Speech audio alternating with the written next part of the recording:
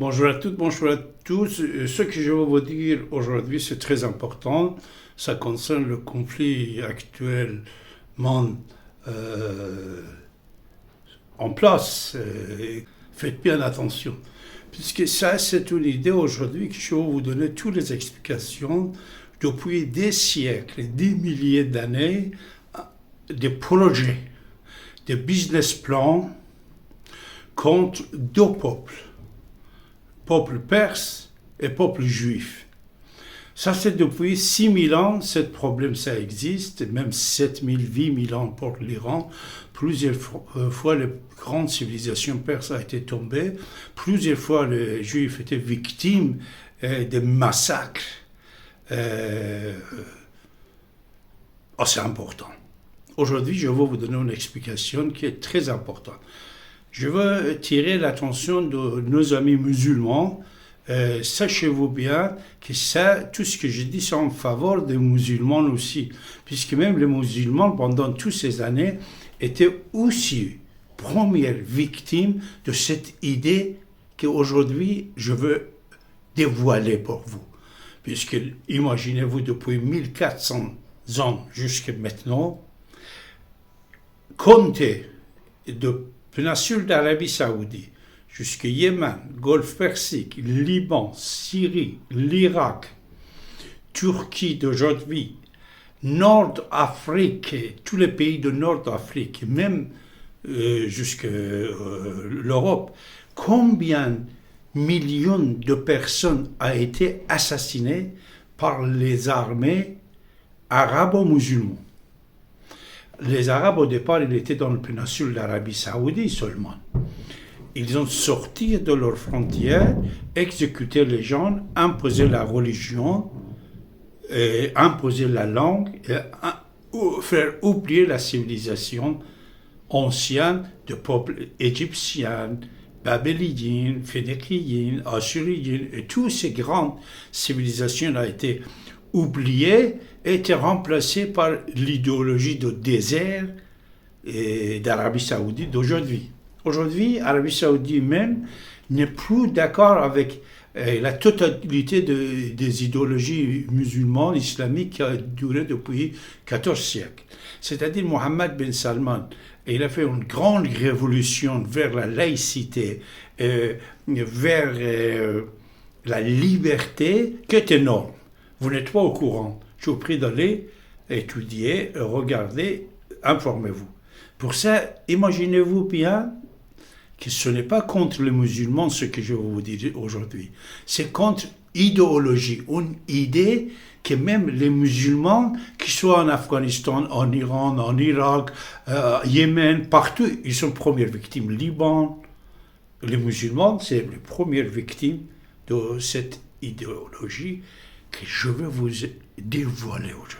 Alors, imaginez-vous, selon les versets du Coran, surat Rum, les 5 premiers versets, surat Rum, versets, 5 premiers versets, il parle de la victoire de la Perse contre les Romains et il promet d'écraser la Perse.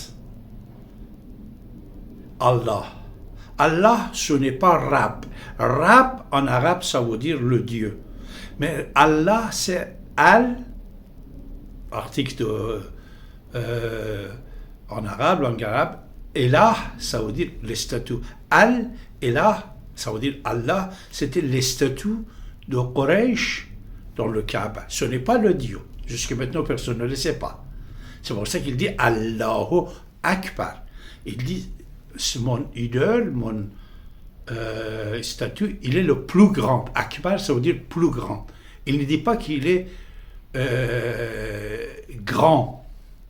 Il dit le plus grand. Ça veut dire le petit aussi existe. Hein? Tout ça, déjà, j'ai expliqué dans mes bouquins, dans mes idées, dans mes émissions radiophoniques. Vous devez aller écouter. La philosophie que j'ai lancée depuis 45 ans, c'est énorme, plusieurs milliers d'heures de radio, télévision, émissions radio-télévision, et plusieurs dizaines de livres. Alors, Prophète de l'islam, quand il lance l'idée de l'islam, déjà vous devez savoir que Allah, c'était le nom de son père, une partie du nom de son père, parce que son père, il s'appelait Abdallah. Ça veut dire esclave de l'statue Allah qui était dans le Kaaba. Le nom de son père, Abdallah. Alors, islam, selon l'histoire vraie, que vous devez aller le lire, Tabari, Ibn Hisham, Ibn Kathir et plusieurs d'autres grands savants musulmans, ils ont écrit, c'était créé avec le soutien des Romains. Mais Mahomet, sa mère Amenée, bint Wahab, elle est juive.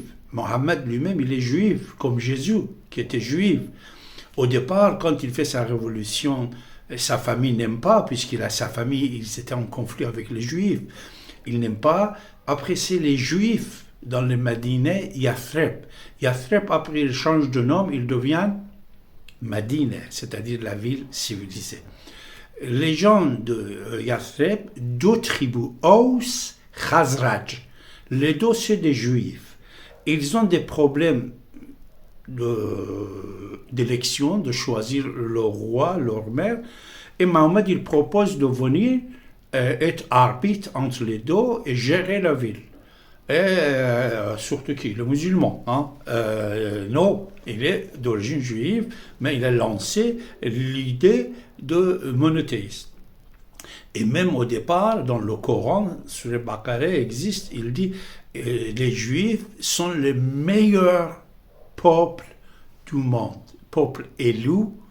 C'est Mahomet aussi qui le dit dans le Coran.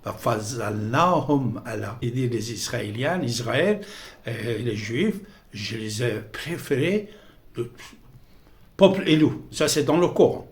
C'est pour ça les Juifs de Madinah, de Yathreb, ils vont l'accepter. Mohammed, il va venir là-bas, il devient patron de cette ville. Après, il va y avoir des conflits, etc., etc.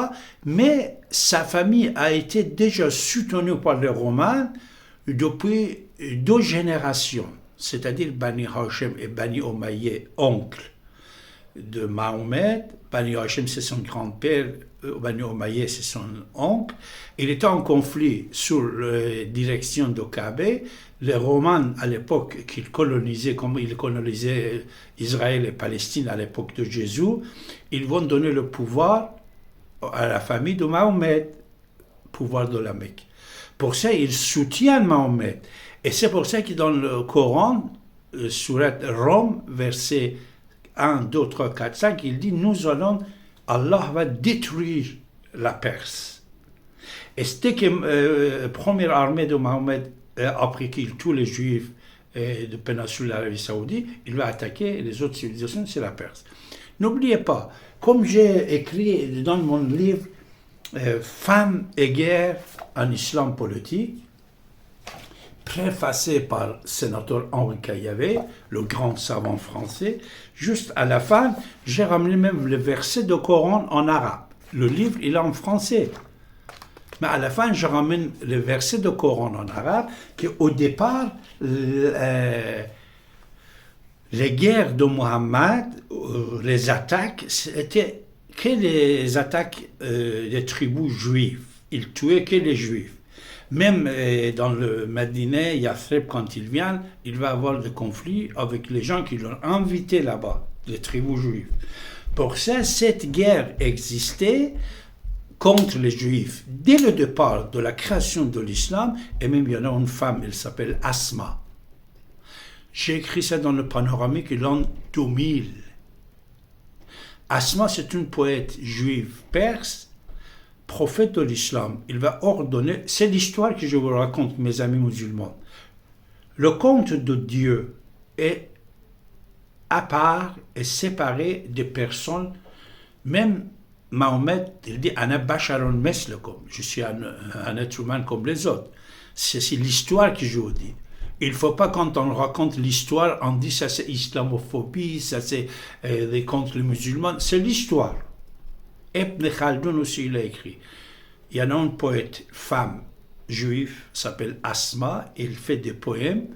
il critique le prophète de l'islam, il dit qui peut aller ramener la tête de cette femme-là, on va aller tuer, le ramener, c'est-à-dire histoire de terrorisme, tuer les gens pour leurs idées, ça existe dès le départ.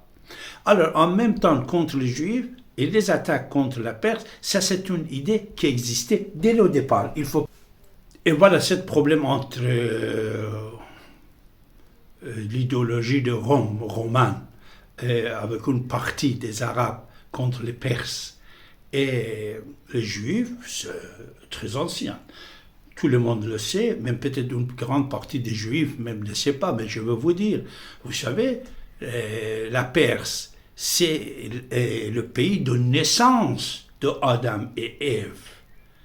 C'est le pays de naissance des Juifs. Mère Caspiane, il s'appelait Mère Khazar. Khazar, c'est une tribu juive qui de là-bas, ils sont descendus à l'époque. La plupart des noms juifs que vous voyez, qu'ils soient Cohen, Lévi et tous ces noms-là, ce sont des noms d'origine de la langue perse. C'est le tombeau de plus de 30 prophètes juifs qui existent dans le Perse, en Iran. Esther, Mordechai, Daniel, David. Si on compte l'Irak aussi, parce que l'Irak, ça veut dire Iranak, le petit Iran. Ça appartenait à l'Iran avant l'islam. Bagdad, c'est un nom iranien. Koufé, c'est un nom iranien. Ambar, c'est un nom iranien. Irak, c'est un nom iranien, c'est-à-dire Iranak, petit Iran. C'est-à-dire les relations entre les Iraniens et les Juifs toujours étaient meilleures relations. Mais malheureusement, ce problème de naissance de l'islam politique dès le départ contre les Juifs, contre les Perses, quand on le voit dans le Coran, ça continue jusqu'à maintenant. Une chose que peut-être vous ne savez pas, actuellement, la Perse, selon tous les Perses, tous les Iraniens, l'Iran, il est occupé. Il dit que Palestine est occupée, l'Iran est occupé, le Liban est occupé. L'Égypte, avec 5000 ans de civilisation, Tunis, Al-Khafra, Algérie, Libye, c'est occupé par les gens qui vont voulu de péninsule d'Arabie. Quelle différente occupation américaine, cette occupation. Chez nous, encore pire en Iran, occupation des Arabes, puisque tous les ayatollahs iraniens, c'est des Arabes. Ils ont un turban noir sur leur tête. Ça veut dire qu'ils sont descendants de prophètes de l'islam directement. C'est-à-dire qu'ils sont des Arabes. Ils sont environ 30% du peuple iranien aujourd'hui. Les gens qui sont d'origine arabe, famille Mahomet, et en pouvoir surtout en Iran. Tous les pouvoirs iraniens, c'est à la main de, on dit Sadat. Sadat, c'était Sayyid, ça veut dire monsieur, mais Sadat, c'était le nom qu'on donnait à Bani Hashim, c'est-à-dire les ancêtres de Mahomet. Alors, en Iran, Ali Khamenei, Khatami, Moussavi, tous ces gens-là qui étaient au pouvoir dès le départ de la révolution jusqu'à maintenant, c'est des Arabes. C'est des musulmans et descendants de prophètes de l'islam. Ils ne sont pas des Iraniens. Et l'Iran, jusqu'à aujourd'hui que je suis en train de parler avec vous, le peuple iranien était massacré par des milliers depuis 14 siècles jusqu'à maintenant. Vous n'avez pas entendu depuis l'année dernière la révolution de Mahsa? Comptez combien de filles iraniennes ont été violées, combien ont été tuées, exactement la même chose que Daesh il fait. C'est les ayatollahs qui font ça avec les Iraniens. Pour ça, l'Iran et le peuple iranien est différent avec la République islamique d'Iran qui est gérée, dirigée par les ayatollahs. Les ayatollahs, même le nom, même leurs vêtements, même leurs ancêtres, c'est arabes, musulmans et descendants de Mahomet, aucun arabe. Et c'est la haine qu'ils avaient il y a déjà 1400 ans contre les Juifs et contre les Iraniens est en train de jouer en Iran et en dehors du pays. Un exemple, je vais vous donner. Un des villages très riches qui a été détruit à l'époque du prophète de l'islam. Le prophète de l'islam, il a attaqué, il s'appelait Khaybar. Cette cité, cet village, il appartenait aux Juifs, Khaybar.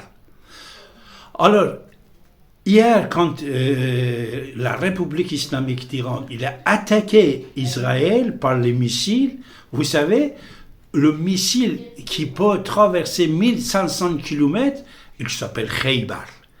Vous voyez, c'est la guerre des ancêtres d'Ali Khamenei et les ayatollahs iraniens depuis 1400 ans avec les Juifs. C'est très important. Réfléchissez à ça. Ce n'est pas l'Iran ni le peuple iranien. Alors, un exemple assez simple que vous pouvez comprendre, cette haine de l'Occident contre les Juifs et contre les Perses de temps en temps, c'est l'histoire de George Soros. George Soros, regardez lui-même, I mean, it was a very personal experience of evil. My understanding is that you went out with this protector of yours who swore that you were his adopted godson. Yes. Went out, in fact, and helped in the confiscation of property from the Jews. That's right. Yes. I mean, that sounds like an experience that would send lots of people to the psychiatric couch for many, many years. Was it difficult? Not at all. Not at all. Maybe as a child you don't see the connection, but it created no problem at all. No feeling of guilt. No. For example, that I'm Jewish, and here I am watching these people go. I could just as easily be there. I should be there. None of that. Well, of course, I could be on the other side, or I could be the one from whom the thing is being taken away. But there was no sense that I shouldn't be there, because that was, well, actually, funny way, it's just like in markets, that if I weren't there, of course I wasn't doing it, but somebody else would be taking it away anyhow. And it was whether I was there or not, I was only a spectator, the property was being taken away. Are you religious? No. Do you believe in God? No. nocté des Juifs, mais l'autre exemple, CRIF, il nous a annoncé que l'augmentation d'antisémites, non, parce que les Arabes sont sémites, anti-juifs de 1000%. C'est très important ça. On est en Occident, on est en France. Vous voyez, sourieront les versets contre la Perse et les actes des musulmans dès le départ contre les Juifs. Il ne faut pas l'oublier. Autre chose très importante. Avant-hier, vous avez entendu quelqu'un, il avait refusé un intermittent voilé. Il l'a dit à la télé, partout ils ont dit ça. Il a dit 5000 appels de menaces. Il a reçu. Combien? 5000. Ça veut dire quoi? Ces gens-là sont organisés. Ils sont organisés anti-juifs. C'est déjà organisé pour ça qu'ils ont fait des manifestations. Et j'ai beaucoup de témoins juifs, nos amis, qui disent que dans les cabinets d'avocats, comptables, des banques, partout, on voit des racistes, antisémites, anti-juifs, qui ne cachent pas leur hostilité. Avant, on n'était pas comme ça, c'est très dangereux. Concernant le frappe de consulat iranien, vous savez, ce que vous ne savez pas, je vais vous dire. Israël ne l'a pas frappé. C'est des frappes qu'on fait sous le compte. Puisque le ministre des Affaires étrangères israélien, 3 fois il a dit, c'est pas nous qui avons attaqué le consulat. Alors dans l'histoire, vous savez, les projets, il y en a des projets, il y en a des business plans pour avancer leur programme. Qu'est-ce qu'ils font?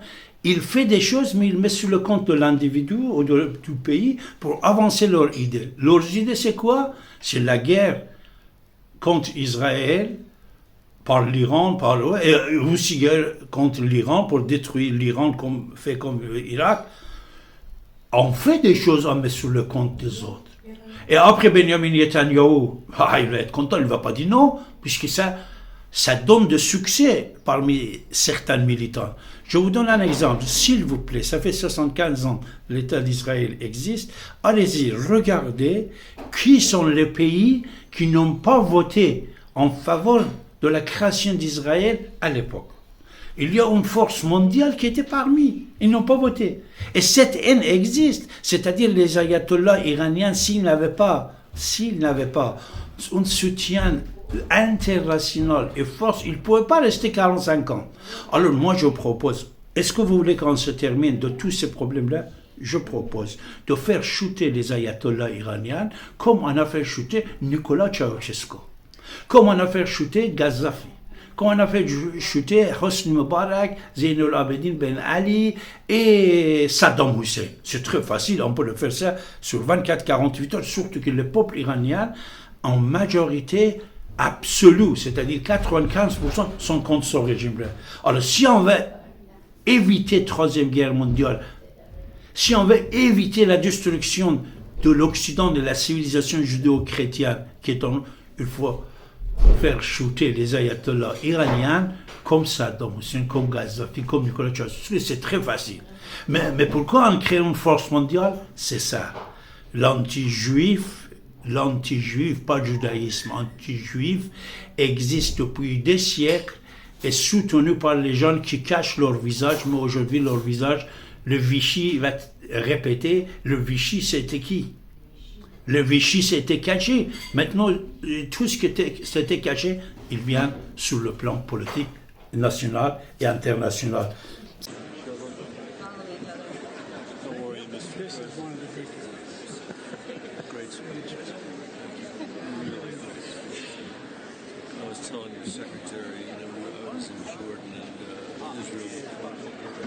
This weekend, and just, you got to keep pushing what you're doing on the humanitarian stuff and all this stuff. So, I told him, baby, show me pieces. I said, baby, you know I should come to Jesus. Sure, just.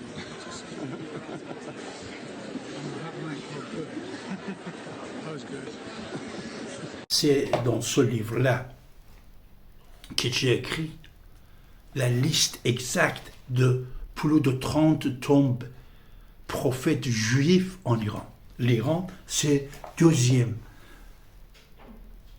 pays saint des Juifs. Ceux qui vont faire une guerre avec l'Iran, la plupart des diplomates, des militaires israéliens sont d'origine iranienne et ils parlent iranien, ils chantent iranien, ils dansent iranien. Nous pouvons faire chuter comme Saddam Hussein, comme Gaddafi, comme Hosni Mubarak, comme Ben Ali, les ayatollahs qui ne sont pas iraniens en Iran et créer un gouvernement comme était à l'époque de Shah d'Iran qui soit allié, ami avec Israël. Israël qui sont nos enfants. L'Israël, c'est les enfants de Perse. La Perse de l'époque, l'Iran de l'époque appartenait dans son trou l'Israël et les Juifs. Cyrus, il a sauvé les Juifs et il a ordonné et financé la construction du temple. Esther, quand on va le fêter, la fête d'Esther, fête Pessah, on va le fêter la semaine prochaine. Esther, c'est la princesse iranienne, c'est une reine iranienne juive. Daniel, il était en Iran. Le Sousa, c'est en Iran. Nous sommes liés, mais en Iran, le pouvoir n'est pas iranien. Les ayatollahs ne sont pas iraniens, il faut aider le peuple iranien, mais une grande partie de la mondialisation ne veulent pas ça. Ils veulent ramener la guerre. Quand le ministre des Affaires étrangères il dit c'est pas nous qui avons frappé le consulat, Benjamin Netanyahu devait dire oui, mon ministre a raison, c'est pas nous. Mais non, par contre, puisqu'il a besoin des élections, tatati, tatata, il ne dit rien. Alors c'est grave pour le peuple israélien. Il ne dort pas, l'Israël ne dort pas, ce n'est pas depuis 7 octobre, depuis des années, sous la peur qui règne, que l'ennemi est à côté et chaque instant va le tuer. Mes amis musulmans, ce n'est pas contre l'islam ni les musulmans, c'est contre l'idéologie mondialisme qui va profiter de l'islam et d'idéologie islam, de Daesh, de Taliban, de la République islamique d'Iran, de chiites iraniens, contre même vous-même. Je vous aime. You know, I did have a bad experience with Israel, though. When we took out Soleimani, it was us and Israel working as a group, and we knew where he was. We knew how he was coming in. We knew the plane. We knew everything. We worked on it for weeks, for months actually, but we worked on it for weeks. And the night before, no, I don't think this has ever been told. They'll say, oh, it's classified information. Well, maybe it is, but I don't think so. Israel was going to do this with us, and it was being planned and working on it for months, and now we had everything all set to go. And the night before it happened, I got a call that Israel will not be participating in this attack. So let's do it. And he came onto the plane, and we followed him right from the Situation Room. We followed the whole thing, and about 15 seconds later, it was all over, and we did it. But I'll never forget that Bibi Netanyahu let us down. That was a very terrible thing, I will say that. So we were disappointed by that, very disappointed, but we did the job ourselves, and it was absolute precision, magnificent, beautiful job. And then Bibi tried to take credit for it. That wasn't good. That didn't make me feel too good, but that's all right. So they got